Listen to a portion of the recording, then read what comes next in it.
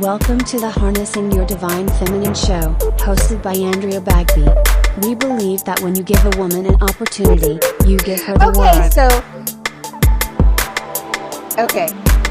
Be sure to like, comment, and subscribe to our videos.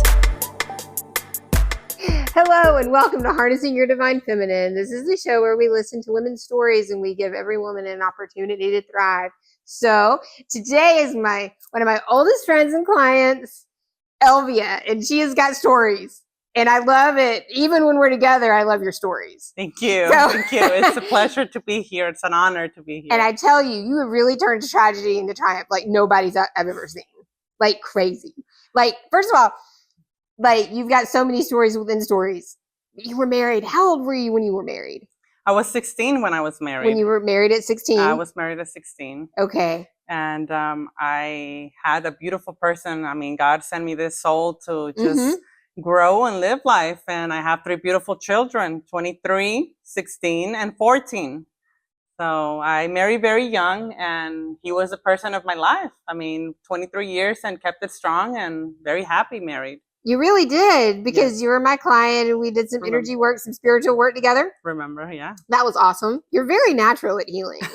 like it came naturally to you. Yeah. And then you would come to me and, you know, we would exchange stories and healing stories and tell me how you've healed, and you were able to like heal your husband and your kids. Exactly. Reiki has done tremendous work in my life, and that is something part of it, that you just stay connected to the source and never doubt one time that you can still keep going and overcome challenges that for a reason gets thrown into our life. Like huge challenges. And now you're running for the State House of Representatives? That is correct. That is so cool. Okay. Yes. How did you decide to run for the State House of Representatives? Well, I was victim of crime in Gwinnett, and I lost my husband. So I went through the whole court system, didn't get any justice. And I found out that there's a lot of families like my own. So I'm like, okay, good. We went through the whole prosecuting office and the whole situation and did not receive any justice. So I'm like, my calling was not just to stay there as a victim and just cry for the rest of my life. So I kept knocking doors, more legislators, and what can we do different for other families not to go through the same thing I did. And they're like, you know what? You have a huge testimony. We need you over here. It's more common than what you think. And who else better that has lived through it? I'm not about politics, but I'm really for the people. I know how it feels to be knocking doors and not be heard. Right. So that's what I've been doing. And that's how I started my journey into running for state representative. Yes, because you were never a victim ever. That I've ever known you to be. No, I did not back down, and we overcome challenges and move on. Right. You overcame with your kids, with your husband. So when you were 16 and married, you built everything like little by little. Little by little. We started very young. We grew up together in high school. We graduated together. We work in a family business restaurant. And I moved here 15 years ago. My youngest was 6 months when we moved. So we saw a change between being in a state where all the families are thriving, you can have kids and everything, and then there's a change of agenda. We, as a citizen, you don't really understand, but we decided that it was for us to move to another state where it was more family friendly. So you were in Oregon? I was in Oregon. Were you in Oregon? Oregon. And then you moved to Georgia? And we moved to Georgia in 2010. Okay. In 2010. And here we ventured with the restaurant on ourselves. That was hard, having babies. So went back to the construction. He was a contractor. I would manage the paperwork and got my real estate license. And from there, we just move on. I mean, buying properties, flipping, remodeling, renovating, and we had a great team. We were just living happy, traveling. You met our house. It's a beautiful house. Wow. Yeah. And tragedies do happen. We don't know the reason, but we have to find the calling. that was a big tragedy. It was huge. Yeah. Like, I mean, like, you made it. I'm still there. I'm I mean, fighting. I'm like, fighting the yeah. good fight So and, what and was being a the- difference. So other women can hear that they can make it. What happened? What happened in that tragedy? I lost my husband.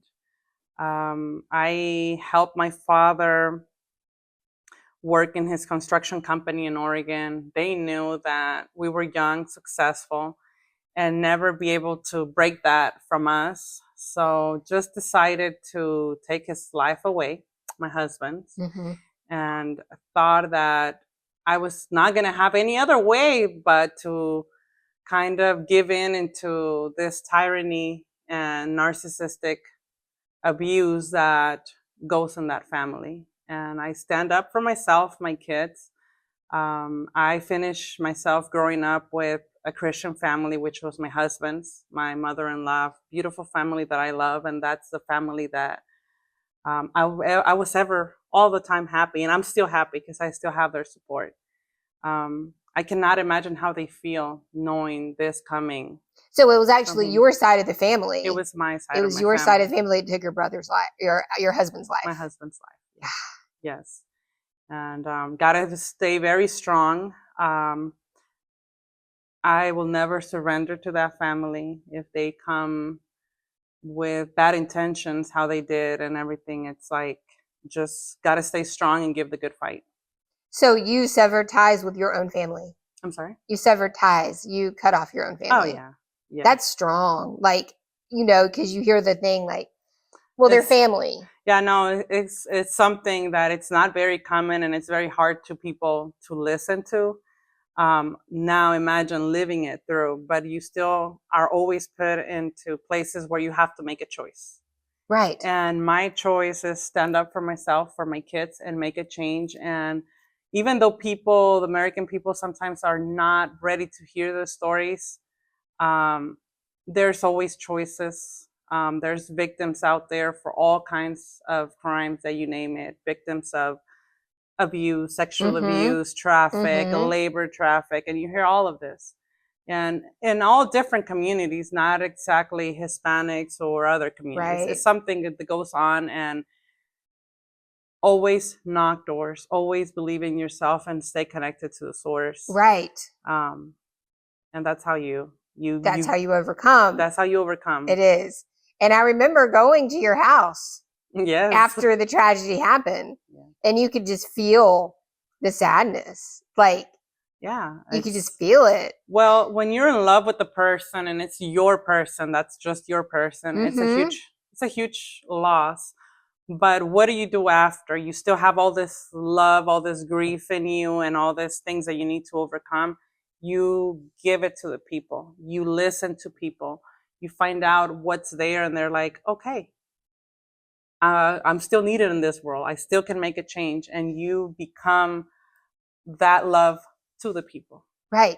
And what I remember you telling me is you said, I went to this grief counseling. I went to a grief group, and it was people who had lost their spouse 30 years ago, or it was people that were exceptionally, you were the youngest, or there was people that had lost a spouse and they were like really like a lot older than you. You didn't have a peer group for this.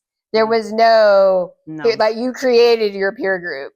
I created it, and I started healing myself, being in solitude, hearing positive affirmations, high frequencies, and just giving the love to my kids, to my own self, and saying, Elvia, you got it. You got yourself. You have the source will go out through you. Yeah, they do. And your kids are great. When you go to her house, it's not like kids acting like kids. There's your kids acting like little grown-ups. Like, there'll be a kid mowing the grass, and there'll be another kid doing something else. It's like a whole community effort instead of like mom trying to get their kid to do something. No. Like, your kids are like very active. They're very active in the household. Yes, they are. Yeah. So what I remember was that years ago, you asked me that question, and I don't remember what I said, but I don't like telling people, like, yeah, someone's going to pass. And you were like, is my husband going to pass, or is someone going to kill my husband? And I don't remember what I said, but you knew. You had to have known to ask me that.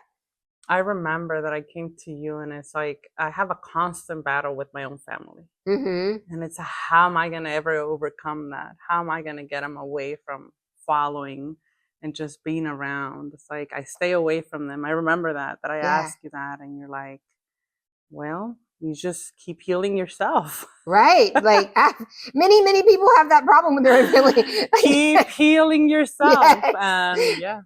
And so then that's why you were married so young, so that you could have years with him. Yeah. He was a great person. Yeah.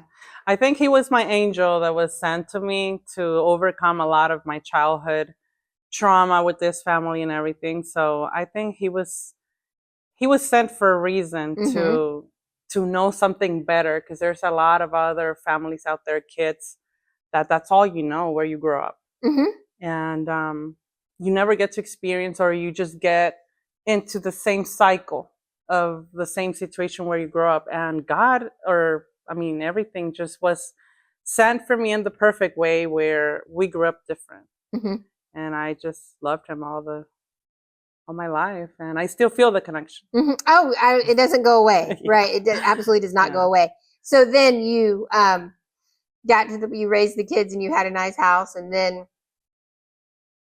you had asked me something else too at one point. It was the night, right? And you told me, you said, I didn't want anyone to go home. I was trying to keep all the family here. I was trying to tell the kids can spend the night. Like you knew, like your intuition was there the whole time. I have a big intuition. You told me, you said, I tried to get everyone to spend the night. I didn't want anyone to go home. I didn't want anyone to be in cars. Oh, you're talking about the day of that tragedy. Yeah.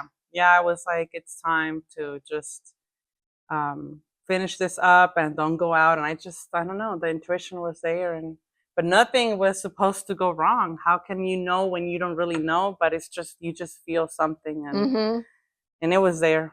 It was there. Always listen to your wives. It was there. Always listen to the wives. That's the lesson here. Exactly. And he always did. It was the first time that, being a good host and a good person, it was the first time for that person to be at my house per request of my parents. That's like, well, we're old. He already changed, and come on, one time, just be there, the kids and stuff. And I was the one not giving in, but he's like, it's a family gathering. What could go wrong? Stop. Don't overthink. Like your husband just trying to be a nice guy. He was like, yeah, everyone's welcome. Yeah. And you lifted that the minute you lifted that boundary.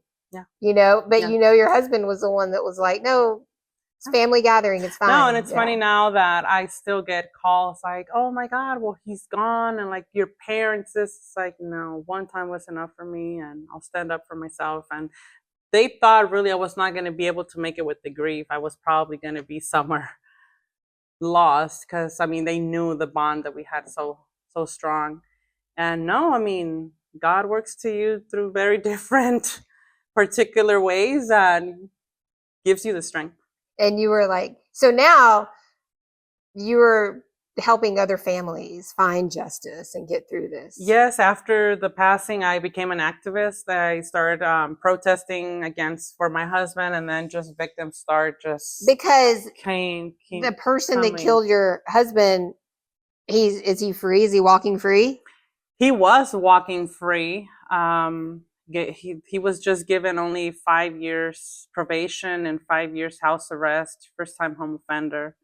So pretty much he was out free, and I was just at home, very scared, frightening. I could just meet him anywhere, at the grocery stores or whatever. And that sentence stipulated that he was only allowed to go to work, which he was a contractor knocking doors. He could be anywhere. So it was not like a one office place, come back and forth. It was anywhere. But he was caught into going to the gym, going out clubbing, partying, whatever, and he was back in jail. He's back in jail for violation of probation. And I'm good. So that also helped me and gave me the strength of not feeling the fear of just being at home. Now I can go out there and campaign and make it. Right. That was spirit working on your behalf, because you had to put one foot in front of the other, first of all, to realize you lost your husband, and if you had any relationship with your family, that's like a big deal. It's a big deal. And you still had kids at home that were kind of young that you had to still get up and take care of. Oh yeah, of course. 12. He was about to be 12 and 14. And she was what, 21, I believe. And you had a grandchild. Did you have a grandchild? Yes, I have a grandchild. You had a grandchild living there baby. Too. Yeah. So you were still mom. You still had to be mom. Oh yeah. Yeah. It was hard, and I asked myself, I'm like, all what it has happened, it was gone through. Remember, I told you it took me 9 months of crying and just feeling the grief and like just dealing with everything every day. And after 9 months, something just grew inside of me where it's like, okay, this is not going to take me anywhere. And I have to overcome this. I have to be strong for my kids. And I'm learning all this. People need us. Like, they don't have a voice, and I have to do something about it. So 9 months, I think that was kind of like a rebirth. It was. Something, just fire in me. And it's like, okay. Because people don't think about that when they have a crisis. And then if you're waiting trial, you could run into that person at the grocery store. I mean, you could at a traffic light. It was very horrible, strong feelings of dealing all the courts and everything. So seeing him and seeing these people, all that. And constantly reliving it. Yeah. Yeah. So you're fighting for justice for all families. For all families. Because this happens a lot. Because people reached out to you. Yes. And they were like, no, now you're going to lead us. Oh, yeah. No, it was huge protests. A lot of other families just started coming. And I actually healed a lot by becoming an activist. You would hear me out there with my megaphone, just screaming the names of all the victims. Was not scared to call the system out. Where was the problem that it was creating all this and when it? And, well, a lot of people that are murdered, especially in the Atlanta area, it's not even on the news. Like, they don't say their name. We did. Yeah. We did say the name big and loud, and from a lot of other families. Yeah, and I kind of missed it. I can't be an activist. I'm running, but I'm going to make the change. I mean, yes. That's wonderful. Yes.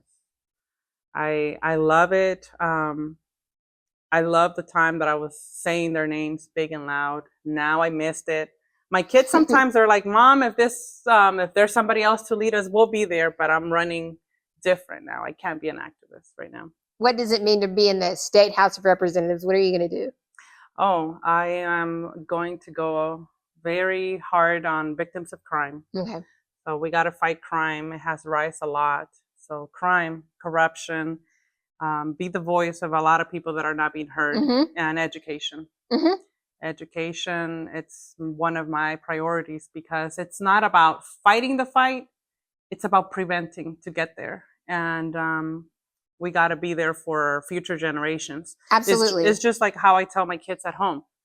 Well, you had a great dad, a great leader, a very strong person, very God-oriented and just work ethic. We lost him. Yes, we got to face that. He's not coming back. But he lives through us. And, we learn a lot from him. Yes, we went through the system. They did us wrong. What are we going to do about it? What am I going to tell my kids? They're not going to believe in government or justice. They're going to be like, my greatest hero, it's gone. And I still have to, they are my priority. Like, okay, I still have to teach them to be strong in the hard times and still do the right thing and fight the right. So if the county doesn't listen, you can still move cards and go up into the state and whatever you got to do to be for them and for others that can't. So they believe in me. I believe in myself, and I believe in the people. Yes. So you had run for city council? No. What were you running for before? I was not running for anything. I swear. Did I see a different timeline? I was a lot in activism before. And I was a community leader in the church and for different groups. But I didn't run before. I must have known you were going to run for something because I've been knowing for months. Like, I think I even told Felicia, I was like, yeah, my friend's running for something. I guess I just knew. I have become involved a lot as a leader in the community, and I got called. I just felt the call inside. Okay, go and run and make a difference, because it's not, if you're not okay with something that you've been dealing with, you got to go out there and legislate. To change the policy. Change the policy, and education is a big part of it. I totally believe, because education is a big part. It is. So I think we need to educate our youngsters. Gwinnett has a problem on graduation rates from high school, and I believe that education is the first thing to find success. You got to be educated, and if you're not able to graduate or go to college, there still has to be technical school to be able to just work and do your thing, and technical school, nothing wrong with it. No, I think there's great mentors and teachers. Yes. Yeah, I've always had access to wonderful mentors and teachers. Now, not everyone does, and we need to get that out there. Exactly. That's what I'm working for. So I'm going to go a lot into working as a team. Mm-hmm. I don't believe in everybody running the race. I think that if you work with the right leaders in the community, school board, and sheriff department and the DA's department and just everyone, it's that way we share our agendas, what we're working for, and get a feeling. Once you get in there, you already are prepared to start working, not just kind of figuring it out who's running what. You already in there. So you're already in there, so you're going to set a better foundation for people who. Yeah, I'm already talking to school board that is running. I'm already talking to all the sheriff department, the DAs. We're already building a team to just go in there and make a change. To keep people off the streets, keep crime down. Exactly. Yeah, and teach people anger management and just chill. Spirituality. Exactly. There's a lot of spirituality in education. Yes, there you really have is. to be able to keep it chill. Tell me about it. I know, keep it chill. Bring it to source. Do some Reiki on that. Yes. Right? Bring it to source. Right. Yes. So that you can, most women in your situation, it was the only man you ever knew from childhood. Exactly. I remember years ago, in 2010, you moved from Oregon. I think we met in 2011, 2012, something like that. And I remember talking to you and being like, wow. Your story, I was wild by then. I was like, wow, you were married at 69. I was 30 and not handling marriage. You did it at 16. Okay. I mean, everybody has different paths. Right. Everybody has different paths, different callings. And I mean, Right. It's not an easy way, obviously. Everything, a relationship takes time and a lot of effort, but you just know when you just meet the person that is meant for you. So, and then you've always fought for your kids and your family, always your business. Yeah. You were go get her. You start the real estate, do all the things, and you did it. And you did it you just didn't give up on yourself. Never. Never Surrender. You never gave up. No, you never gave up on your kids. Oh no. You never gave up on your husband. And now Spirit's done this. Now Spirit's now you're going to be in the state house, and that's amazing. That's amazing. So you're going to fight to get stricter, get people put in jail that need to be in jail. Yeah, the people that are committing crimes, they need to keep accountability from. Absolutely. So definitely. No, there's definitely people out there that really shouldn't be walking around. I know that. Yeah. That's right. So, stricter laws for people holding accountable for criminals. Right. That are there. I mean, from being a malice murder conviction, dropping the charges to felony murder, end up with voluntary manslaughter. I mean, without even letting you know, because they think that, she's just going to have to get over it. Well, there has to be a procedure. And that we were so loud about it that we came up with, it got the attention to get them audited. And they got audited. That's amazing. That's because of you. Because of me, and with so many other cases, not just my case, but so many other cases screaming for justice. I mean, a lot of murders getting out on bonds and, nonsense. So that's why we needed a change. So the judges are just not. I don't put it against the judge. I put it against the district attorney. Okay. Because it was the way that the case was presented to the judge. So the judge, takes a decision based on what they present to them. Right. And as a victim, you don't get to have an attorney. You believe in your district attorney that it's going to present the case, and things sometimes just are not handled properly. Right. At They're not all. there's some negotiation behind the scenes, Exactly. maybe, and that's Yeah. what caused the audit. Yeah.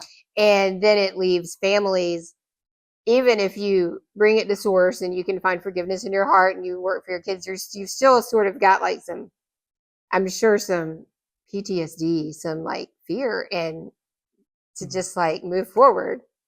In the beginning, not right now. Not right now. Because you get into so much that you just learn to give yourself and just find your path and stay on your path. And what else you have to lose? Just keep one foot in front of the other. And I don't have any fear at all. No, I you don't have any fear. I feel at peace. I feel excited. I feel that there's great changes that can be done. I mean, I'm just at peace. I'm just happy. Good. And that's how I feel. Amazing. Like, yeah. And no, and but it takes a process. It takes a process. So. I see you online, like speaking in front of big crowds, and I'm like, that woman is doing something. That's awesome. So you're empowerment. We have to empower people, give a voice to the people who don't have a voice, and show people the correct steps to create change. Exactly. Versus just doing it on your own, which is not going to be productive. No. Right. You can't do it all on your own. And sometimes you just have to find yourself and hear your calling and just move on. Just move on. Yeah. And, you know, this is a big part of your life purpose. I think you're going to make it in the state. I think you're going to win. I think so too. So how would you vote on that? How do people, the average person, is it going to be on the ballot in November? It's going to be on the ballot in November. So I don't have primaries, but the name is in the ballot, November 5th. Vote Elvia Davila, State House, 108, Lilburn, little part of Lawrenceville. Yep. Yeah. And we're going to make it. We're going to make big changes. Everybody out there is like, Elvia, we need you over here. And it's hard to be out there and saying, we overcome tragedy. We're not the tragedy. We're more than that. We're way more than the tragedy. Way more than the tragedy, and God, it's leading the way. So. Yes. So, like, people are going to vote, and you're going to be in the house, and it's going to be so cool. Because you're really creating safer environments for women and children. We are already legislating there. From this legislation, it was 40 days of legislation. I was there almost 29 days out of those 40 days. And just getting to know and just helping their writing and dealing with the legislation, we got to pass really good bills. And some people are not aware, but you bring so much to the table where, like, okay, you know, this is kind of sneaky. We're not protecting the most vulnerable. Our children and our women. Keep that in mind. And you get the attention. You get the attention. It's like, wow, yeah, keep me in mind what I went through. This is what's happening. So make sure this. And that voice needs to be heard at the Capitol level for the legislation. Yeah. It does. I mean, I think that's a way, that's how I got in there. That's why I listened to the calling, and I do see the changes that my vote, it's needed to be in there at the Capitol. It is needed. Yeah. It is. And you are a story of, like, you don't have to necessarily have a law degree or come from a certain type of family to, like, be at the Capitol. No, you have to know the system. You have to fight the system. If you're a victim of something, you have to, I mean, you do have to have law. I took the test to be able to register and everything. You have to, and part of that grief was studying late and fighting and make it there to the ballot. Yeah, you made it. Like, made it to the ballot. So we'll make it to the state. You will. I know you're going to make it. Yes. And to be just a woman that's in the minority. Yes. Speaking out. That's huge. Yes. We need that. We need that. We need people for the people, by the people. So. And you've got the stories and the experience and the background to go with it. Exactly. Exactly. And you're a healer. I am. So this is how you're creating roots, strong root chakra. Yes. That's what you're supposed to do. Okay. That's good. You're good. creating, your roots are growing, like, rapidly. And it's because you started part of the spiritual contract with your husband. Like, this was part of the spiritual contract. And I still believe it is. I mean, he's in another realm, and I'm over here doing my part, and he's helping and leading the way. I mean, I know that he's proud. He Mhm. would have never wanted me to surrender to the crime, to the injustice, to all of this that we've been through. And we found that path, that tunnel of light, and just keep going, even though it's like, how am I going to do it? How, where, what? You just believe in the process and trust the process, and one day at a time. You're just trusting source the whole way, because what you told me when I went to your house that day, you said, it's like he knew because he danced with me in the living room and he hadn't done that in years. And He was so happy that night. It yeah, was the he like happiest. knew. And I think he knew. He was at peace. He was very happy, and that day. Right. I have that. I mean, I keep those memories, the good memories, the good memories. And that he knew that your spiritual contract was deeper than just the marriage and the kids. Yeah. Yeah. Definitely. When I say it was a friendship, it was my person, it was much deeper than that, than just a contract of marriage or relationship and your kids. It was much deeper than that. And you're using that to heal your community. Like, that's so deep. Like, that's intense. Honestly. You know? And I remember you asking me, why did this happen? Oh yeah, I kept asking that. And you were like, why? And I was like, well, it's a spiritual contract. Like, past life, like, there's a million reasons why it happened. But you're answering your own question now. Why it happened? You just have to find the way, and like, you ask the questions, why this, why me, why? And it's not the why, it's how you overcome it. Yeah. And do something with it. You have to learn how to transmutate all those energies, all those griefs, and all those negative emotions into the love that you had, where you're going to share it. You're not going to go, you can't just find another person like the person you have lost. So you just have to make something out of it. And I was victim of that crime. I heard so many stories, and I felt that people need empowerment. I needed empowerment when I was victim of all this crime. It's like, what did I do wrong? Why this? Why that? You ask the questions, and then you make the changes. Yeah, and you're not shoving it in a corner and ignoring it. No. And I love that about you. You're like, no. And it actually takes the power away from the crime to speak about it. Speak about it. Exactly. Yeah. Exactly. I'm not afraid to speak about it. We know we're not the only ones. And if we're not okay with it, we have to go to the place where we can make a change.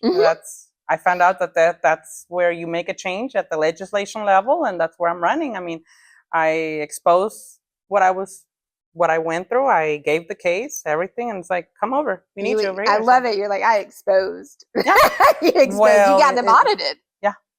Yeah, that's huge. Yeah, they came out to 57% conviction rate, which means that you almost have 50% chance of killing somebody and just walk out without even a criminal record or anything. So DeKalb County came to 87, Fulton 97, Cobb County 100%, and Gwinnett that was 57 when that offices were run for over 20 years, and those numbers were never. In 3 years, we saw a huge change.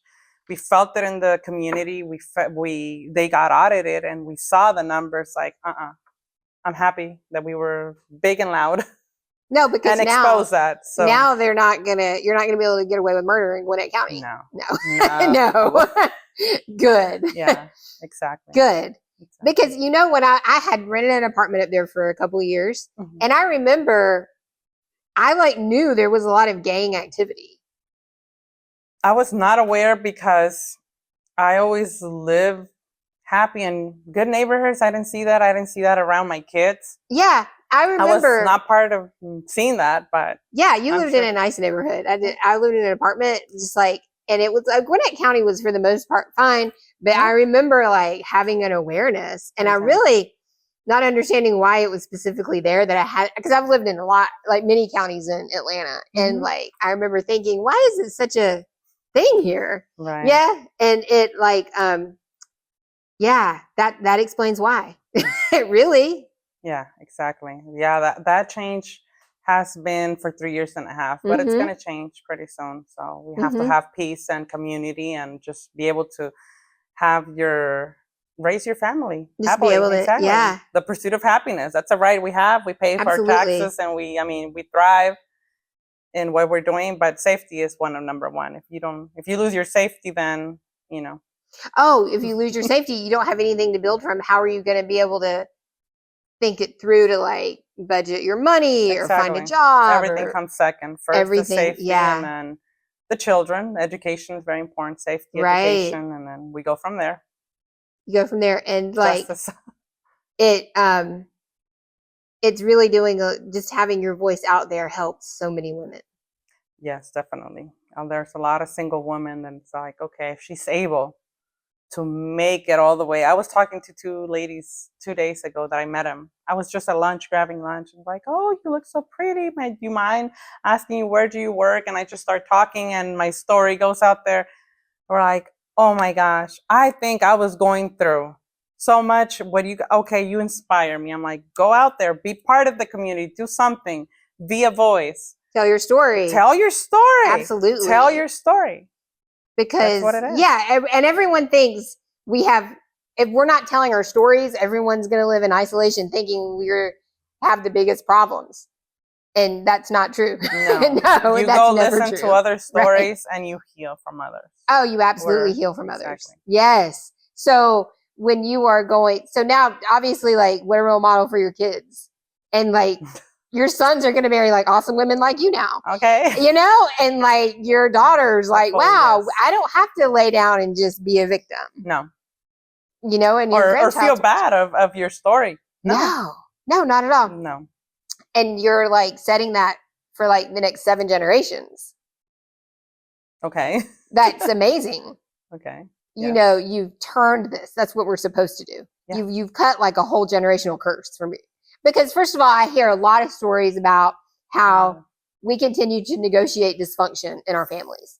Mm-hmm. And because they're family, it's okay. Mm-hmm. No, it's not okay. You can block. I was the cycle breaker myself. You were the cycle breaker. It's hard. It's tough to go in through all of that and deal with that. But, you were like, yeah, no, this is not right. And I'm doing something different. Exactly. Yeah. And since it was the way I see it, a lot of people is like, wow, from what she went through to what she's doing right now.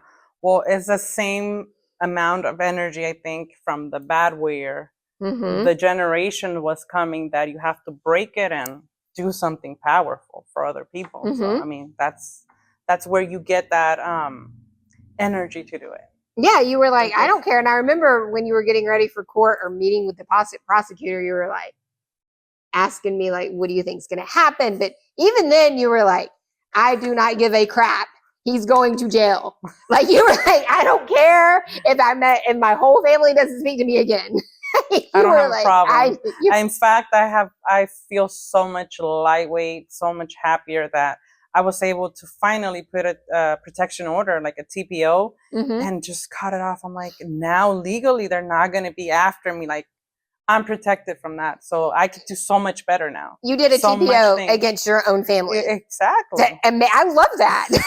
Like, go girl. Like, you know how many women need to do that?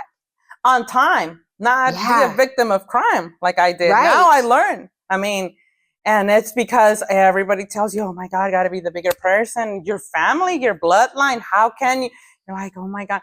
Well, I feel happy that I was able to finally stand up for myself, for my kids, and do it. And do it. I mean, I have the regret that I didn't do it in time, but there's always a purpose, and you did it when you had the strength to do it. Well, yeah, and you actually come and be like, these people will never change. I mean, no, you're right. Like people grow as much as they're going to grow, and then that's it, right? And then people like us just keep going because we know there's always more. Right. Like there's a bigger purpose for us. Exactly. Right. And you did the thing that I think a lot of women want to do, and they just don't because there's a stigma. Exactly. Exactly. Even when we met in 2010, 2012-ish, I remember it being a stigma I think we came together and we both equally were like, yeah, we have messed up families. What do we do? Like we were like sisters in that. We were like, oh, yes. I was like, girl, that. I feel that. Yeah. Like, I was like, so every year I think, the healthy feminist movement grows. Yes. It becomes less of a stigma for us to say, look, I'm not honoring this. No, you don't have to carry the contract. You don't have to carry the burden of of just going the generation and just the same on and on from your clan, your family. No, you can just cut it and see this is okay over there, but they can move on. I move my own way. So Right. yeah. And I feel so much better. And I remember when I talked to you, you said, yeah, I know they think they can get me because he's not here. Mm-hmm. And you were like, I know they think I'm going to fall apart and they're going to get me. I wasn't that. I was grieving in that. I was like, I don't know what I'm going to do. They're going to come and they're going to get me and my kids. And what am I going to do? But because you were afraid, kept knocking doors. I never your family was going to make you just be around them, or just be around them, and just be around them. Like, and it's like, no, or just try to influence you or sort of low key harass you to like be a different person or change your thought, change your mind on something. Yeah, exactly. And my kids. Yeah, and you were like, no, you didn't honor that. You never have been one to honor something that's not right. Exactly. Exactly. So when you were going, now you're going to keep moving on up, like.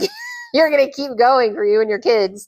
God lead the way. Yeah. And I remember you were like, how am I going to do this? Like, he did the construction part of the business.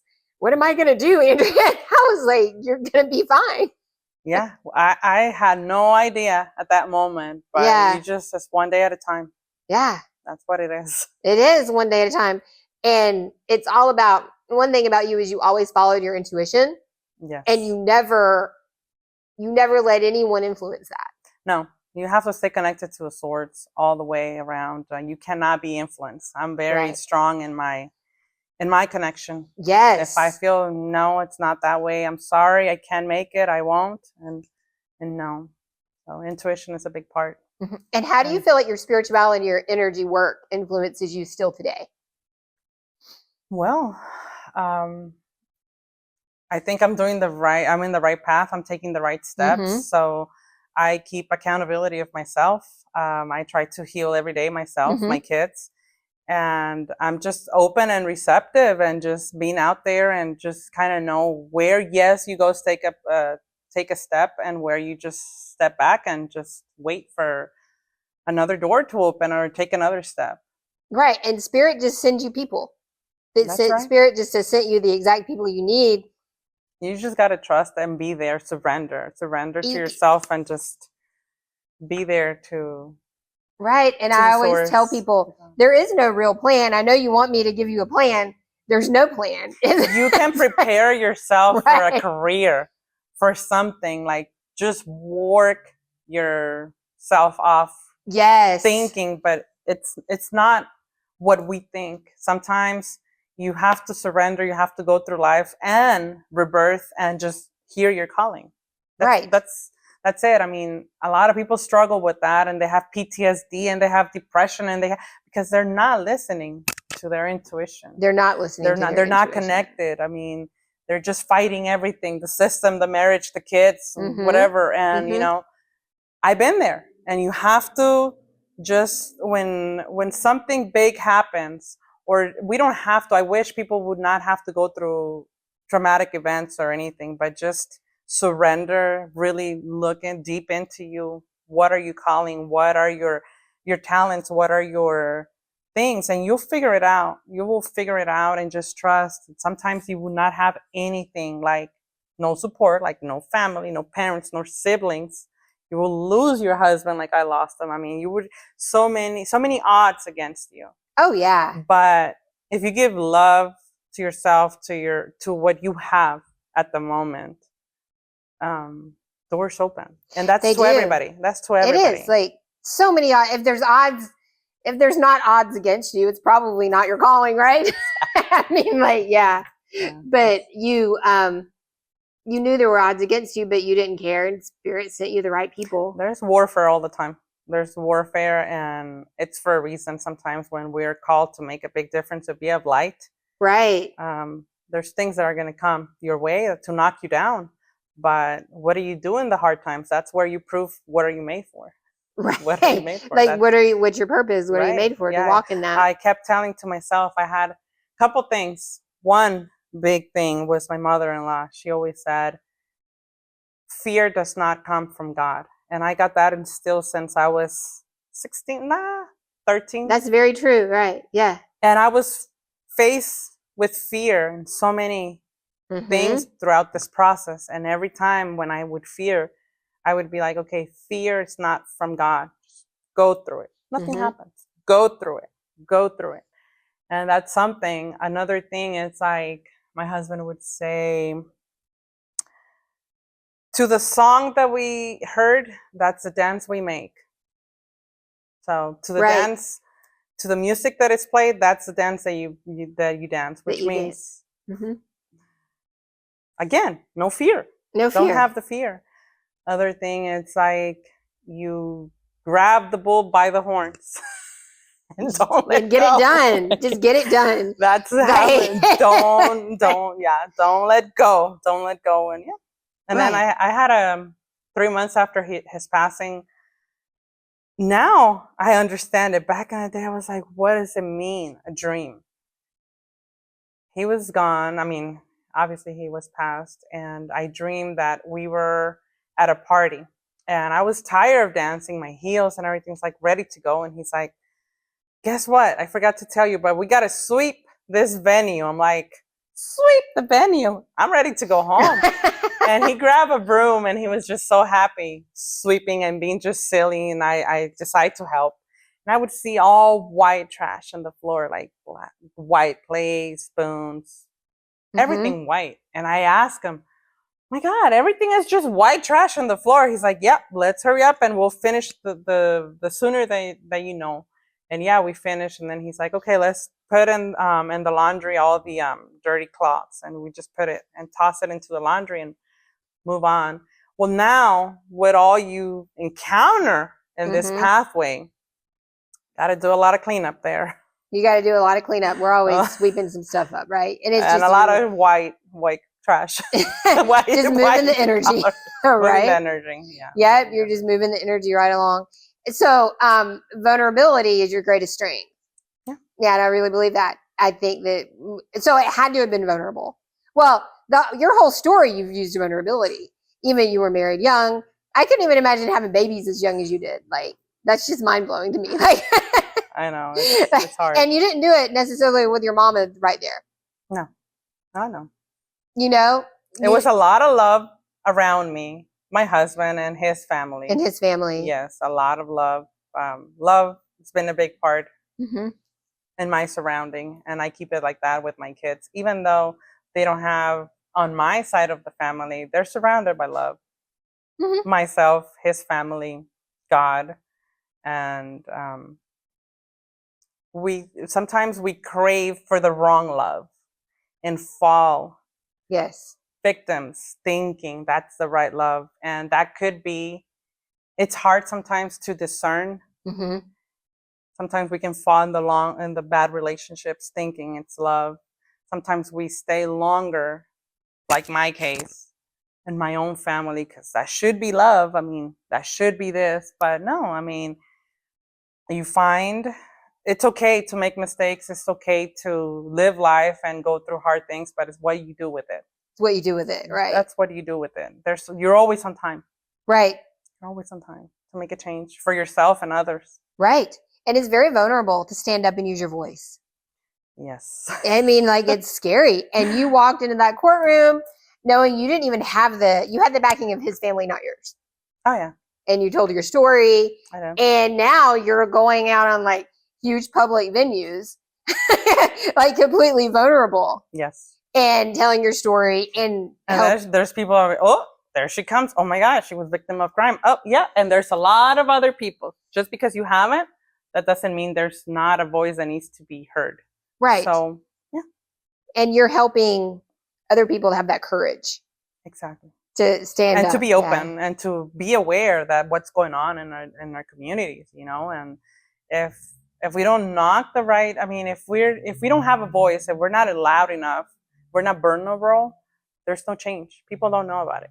No, people, if we just keep it hidden in a corner or in a box in the closet, it's going to fester there. And it's just, you have to clear it out. You have to, there's not going to be we're not going to create. It's a hard path, but you have to go through it, the whole thing. It gets easier. Yeah. I think. It gets easier. It gets easier. But that's definitely how we create more resilient communities. And you're creating a more resilient community in Gwinnett County. Yes. You really are. Proud. Yes. Yes. So you should be very proud of yourself and Thank you. Yes, your kids. I am. Yeah. Of course I am. I mean, like, and you're sort of that model of that. Emotional intelligence, big time. Yes. Building resilience. I believe a lot about stoicism. Yes. And just energy healing, and just be receptive and open to the source. And like stoicism, yes. Yeah. Like just resilience. And just resilience in like holding space for like yourself and your kids. And exactly. And your kids are like, they know that you're a safe place and they can be exactly who they are. As soon as I cut off with the people that I needed to cut off, everything just started opening. And I'm like, I've been wanting to do this like forever. And I did so many steps, but it's that. What was that final step?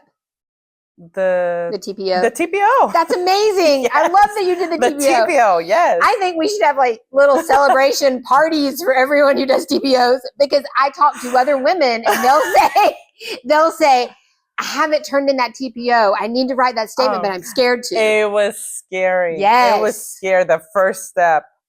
And I just knew it, that I had to do it. I'm like, oh my God, again, I can't believe it. But they did this and it's wrong. And I have children and this is what they want. It's clear that I need to do it. But it's just that, like, oh my God, the fear. Once I did that, I celebrated. I felt like, yes, like have some wine, do like a little TPO dance. Yeah, I felt amazing. I felt the weight off of my chest. That was a big deal, because it wasn't just against an ex or someone. It was your actual blood family. My mom and my dad. Yeah, you did a TPO against your mom and your dad. Yes. And you were like, and obviously I have it against my brother. And obviously. If I could do it, I mean, yeah. Because your brother was the one who did this. Who killed your husband. Right. Right. And so you were like, no, we're going to put an end to this generational curse. Whatever this is, I'm putting an end to it. And that's huge, the fact that you did that. Most people would never do that, even if their family weren't there, even if your family was murdered. Oh yeah, no, they would tell you, you would hear all this like, oh my God, you're going to be exposing everybody. It's like, oh my God, this is so bad. Well, it's the truth, it's a fact. We're missing a life. And this is what happened. I'm not okay with it. And I don't care whoever it is. Good, expose them. It is what it is. It is what it is. And I'm going to stand up for myself and call it out just the way why am I going to be embarrassed about it? No, I'm not. No, you're not. They're bad. They did something wrong. They have to be held accountable. Period. And after you did the TPO and your family was served, what happened? I got to meet him again in court. You were like, another family reunion at court. Hey. Well, we were at court, and I exposed different things that I've been going through them, and the court granted the TPO. Of course. My mom was like, yes, and the judge was like, oh my gosh, she even admitted to this. Your mom admitted to it, yeah. And I got the TPO. And just kept going through the legal process of courts for my brother, and the legal process to keep your brother in jail. In jail, right? But the weight came off of my shoulders. I celebrated. I felt happy. I'm like, I should have done this way longer. Right. You should have way before you did. Way before that. I mean, that's hugely vulnerable to go face your parents in court. Yeah. And be like, no, you're not going to come around me and my kids ever again. Exactly. That's huge. I mean, yeah. It is, but for people that are scared to do it and they have to do it to whoever you have to do it. That is your calling, and you have to do it on time. And just the weight will come off of your shoulders. The weight will come, because when you tell your story, it takes the power away from it. Exactly. You took the power away. Yeah. And that's something I had mentors, I had coaches to go through all this. And every time I started gaining my voice, I felt much better. The weight kept coming off. And there's so many other people that need to say the story. Just be empowered and have a voice. Yes, have a voice, because telling your story is healing for whole communities. Exactly. In October, even the judge, I mean, that was huge. The judge in his court to stand up and said, I made a mistake. I made a mistake. I should have not done this.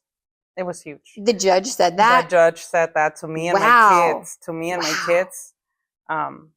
It felt good. It felt, as a mother, it felt good for my kids to hear that, because it was a traumatic experience to be asking for justice and knowing that all the facts were there, and then they just didn't decide to prosecute because somebody was not feeling like doing their job or being paid not to do it, or whatever happened, it was. Whatever it was. It was huge to hear the judge. That is say huge. Sorry. That doesn't happen a lot. No. So that's No. huge. So yeah, the facts were there. The voice was loud enough, and sometimes, right now, these times are hard. If you stay out of it, the justice just sleeps out of your hands. You have to stay on top of it. You have to empower yourself and do the work. Do the work. Do the work and use your voice and tell your story and do This the should not paperwork. be happening. It's a right for every citizen. You don't have to be protesting and doing through all this to be able to get justice. But if that's what we got to do, we have to do it. We should keep doing it. We should keep doing it. We're going to keep doing it. Yeah. Yes. Yeah. So, okay. Vote for Elvia. How is it going to, what's your name? Say your name. What's it going to look like on the ballot? What do we need to do? You got to go out, be registered to vote. Vote November 5th, Elvia Davila. Elvia Davila for District 108 and Lilburn, Georgia, Gwinnett County. And her website will be on this screen somewhere, or on the podcast, or reach out to me if you would like to know more. www.voteelviaforhouse.com. VoteElviaForHouse.com. And thank you for telling your story today. Thank you. Thank you. It's an honor to be here and just to be here. Thank you so much, Andrea. Thank you. Thank you. And thank you for listening. And if you want to tell your story, contact me. Bye. Thank you. Bye. The Harnessing Your Divine Feminine show is produced by 8 Robinsons TV. Subscribe for only $30 per year for access to exclusive and archived content.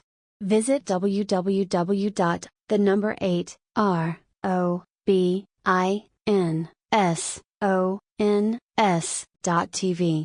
Thank you for watching.